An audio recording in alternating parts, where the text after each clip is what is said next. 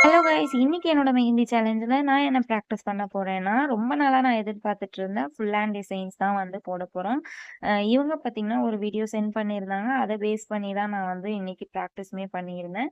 அவங்க வந்து ஓனா நம்மளே போடணுன்ற மாதிரி சொன்னாங்க.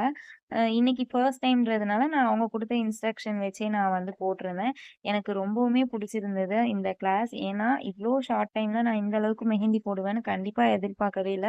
ஒரு ஹோப்பே இல்லாம சும்மா டைம் பாஸ்க்கு தான் நான் வந்து இந்த மெஹந்தி கிளாஸ் ஜாயின் பண்ணியிருந்தேன்.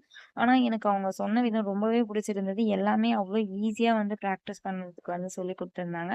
நான் குடுத்த ஃபீஸ விட இது வந்து ரொம்பவே ஒர்த்துன்னு தான் நான் சொல்லணும்.